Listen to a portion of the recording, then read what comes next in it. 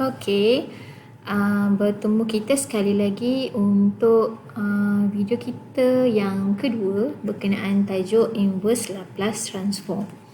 Baik, kita masuk kepada topik yang kedua iaitu inverse Laplace transform by using first shifting method. Okey, saya percaya kamu pernah dengar perkataan first shifting dalam kuliah kamu sebelum ini. Itu kamu guna untuk transformkan dia, Laplace transformkan dia. Kali ini dengan menggunakan metode yang sama, kamu akan menggunakan ia lagi dalam bentuk patah balik ataupun songsangkan dia, inversekan Laplace transform tersebut dengan menggunakan metode shifting ni lah. Okey, so mari kita tengok. Okey, kita kata sekiranya inverse Fs adalah sama dengan Ft and A is a constant, then inverse Fs minus A adalah sama dengan is equal to exponent At, exponent power of At multiply by Ft, ataupun kita juga boleh tulis sebagai inverse Laplace Fs minus A equal to exponent power of At in bracket Fs. Okay, let's take a look at some examples. Baik, find the inverse Laplace transform for each of the following functions. Okay, A 3 divided by 2s minus A. Okay, so alright, untuk soalan yang A ni macam biasalah, kita tulis semula, tulis balik simbol inverse Laplace pada soalan K3 per 2s tolak dengan 6. Okay, and then samakan dengan, okay, ini soalan yang sama, maksud saya soalan sama, cuma denominator dia kita faktorkan, kita keluarkan 2, so kita dapat S tolak 3. Kenapa kita faktorkan? Sebab macam saya cakap dalam kuliah sebelum ni, apa yang dalam bracket ni kita nak jadikan dia sama macam dalam table Laplace transform supaya kita mudah nak inversekan dia. Okay, so kita keluarkan 3 per 2 di luar perkataan Laplace ni, dan kita akan dapat 1 over S minus 3. Okay, 3 kita ni adalah A. Okay, kamu ingat formula untuk apa ni, shifting ni adalah exponent power of At. Okay, so kita kena tahu dulu A, apa nilai A. Nak tahu nilai A, kita refer kepada denominator ni, function ni. Tengok 3 dia adalah A. Okay, so kita tulis terus 3 per 2 exponent 3t. So sekarang nilai ini yang tadi tu dia akan jadi 1 over S. Okay, so bila kita refer kepada table 1 over S ni, dia adalah apa? Dia adalah yang nombor 1. Inverse Laplace untuk 1 over S dia adalah sama dengan 1. So sepatutnya ini tak ada lah. Okay, saya boleh potong. Bila kita darabkan 1, sini 1, darab dengan semua ni, dia akan dapat ini balik lah. Okay. Okay, so now kita tengok pula kepada soalan yang seterusnya iaitu B. Inverse 5 over 2 plus S plus 2 cube. Okay, soalan ini kita akan inversekan. So macam mana kita nak selesaikan? Macam tadi juga, yang dalam bracket ni kita kena jadikan dia dalam bentuk yang sama macam dalam table. So kita keluarkan 5. So kita keluarkan 5, and then kita tengok denominator dekat dalam ni adalah nilai apa. Nilai dia adalah sini positif. Dan ingat lagi saya pernah cakap, kalau shifting formula dia vice versa. Okay, dia vice versa. Kalau sini positif 2, dia punya A adalah negatif 2. So that's why sini kita substitute masuk dalam formula shifting, dia ada eksponen minus 2t. Okay. Yang bawah ni dia akan jadi s. So, s power of 3. Okay. So, sekarang kita tulis inverse Laplace untuk 1 over s power of 3. So, kita tengok macam mana, ada tak kalau kita nak compare banyak-banyak ni dalam table ni, dia sama dengan nombor apa? Maksud saya sama dengan bentuk yang mana? Okay, refer kepada dalam table pada bahagian Fs. Okay, sebab dia punya variable dia masih dalam sebutan S.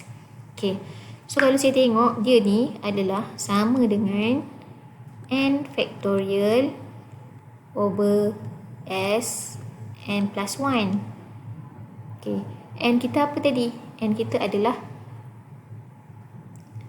n kita adalah 2. Okay, sebab kenapa saya kata 2? Sebab s kita jadikan 3. N tambah 1 kan? Apa tambah 1? Dapat 3. So 2 tambah 1 lah dapat 3. So that's why atas ni kita kena bubuh 2 factorial.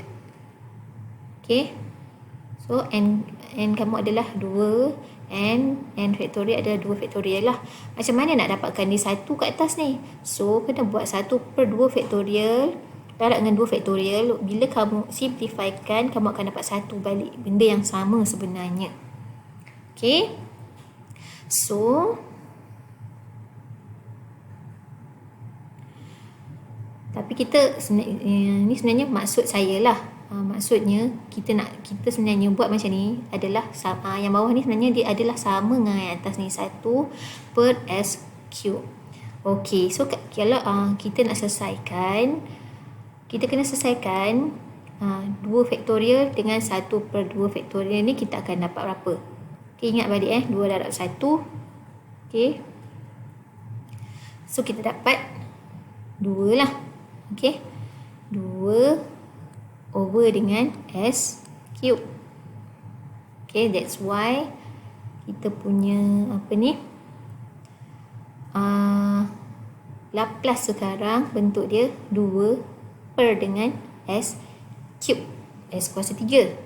Okay, and then ini kita tak inversekan lagi. Bila dah dapat bentuk macam ni, maksudnya kita dah pemudahkan dia, baru kita akan inversekan dia, dan dia menjadi, kalau dalam bentuk ft, n factorial ni adalah sebenarnya t power of n. So that's why kat sini kita dapat 5 per 2 ni adalah ini, darab dengan eksponen minus 2 adalah daripada sini, and then yang ini ni kita inversekan dia, kita dapat t kuasa 2, t squared. Bila kita susun balik, kita akan dapat macam ni balik lah. Okay, t squared kat ujung, boleh je, ini pun sama je. Okay, inilah kita akan dapat. Ini sebenarnya yang saya nak tunjuk pembuktian kenapa saya guna penyelesaian sebegini. Okay, dia sebab kita nak bagi dia sama, atas ni dia adalah 1. Okay, tapi dalam pada masa yang sama kita nak jadikan dia ke dalam bentuk begini supaya ia sama bentuk macam dalam table Laplace. Supaya kalau dia sama bentuk dalam table Laplace, baru kita boleh nak inversekan dia supaya jadi macam ni. Okay, alright. Baik, so kita tengok pula contoh yang seterusnya. Masih lagi menggunakan first shifting, tapi untuk soalan ini kena guna kaedah computing the square. Okay, bagi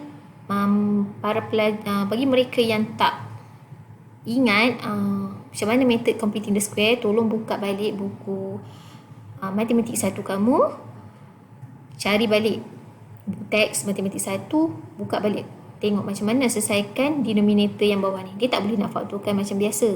Jadi kita ada berapa kaedah untuk selesaikan partial yang kita tak boleh selesaikan. Salah satunya adalah menggunakan computing the square. Kalau kita tak boleh nak faktorkan seperti biasa. Okay, so bila kita dah computing the square, jawapan kita dapat adalah macam ni. Okay, so kita tulis balik lah. Atas masih remain. So gantikan dengan nilai partial yang computed square yang kita dah buat tadi tu macam ni. So inverse nombor yang kita dah substitute tadi, and then kita nak make sure dia punya E dia adalah sekarang A kita adalah 3, okay. Masuk dalam equation eksponen dia akan negatif 3, okay. And then kita make sure bentuk dia adalah sama.